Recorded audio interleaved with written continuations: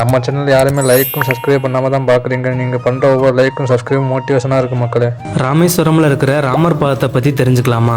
ராவணனால் சிறைபிடிக்கப்பட்ட சீதையை மீட்கிறதுக்காக ராமர் அவரோட வானர சேனைகளோட இந்த மலைக்கு வந்தார். இந்த மலை ரொம்ப உயரமாக இருக்கவும் இங்கிருந்து இலங்கையுடைய அமைவிடம் அப்புறம் கடல் பாதையை ஆராய்ஞ்சு ராம சேது பாலம் கட்டுறதுக்காக ஆய்வுகளை இந்த இடத்துல இருந்து செஞ்சாரு.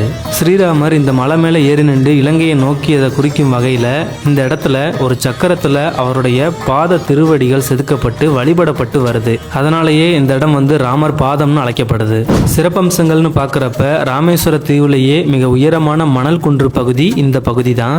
இந்த 2 அடுக்கு மண்டபத்துக்கு மேல்தளத்திலிருந்து பார்க்குறப்ப ராமேஸ்வர தீவோட முழு பகுதியையும் அப்புறம் நீல நிற கடற்கரையும் ராமநாத சுவாமி கோயிலுடைய எல்லா கோபுரங்களையும் ஒரே பார்வையிலேயே பார்த்து ரசிக்க முடியும். ராமர் பாதத்துக்கு கந்தமாதன பர்வதம்னு ஒரு பேர் இருக்கு. பர்வதம் அப்படின்னா மலை இல்லைன்னா குன்றுன்னு அர்த்தம். கந்தம் அப்படின்னா நறுமணம்னு அர்த்தம். புராண கதைகள் படி மூலிகைகளும் பசுமை நிறைந்த மரங்களும் இந்த குன்று பகுதியை சுற்றி இருக்கிறதால கந்தமாதன பர்வதம்னு அழைக்கப்படுது.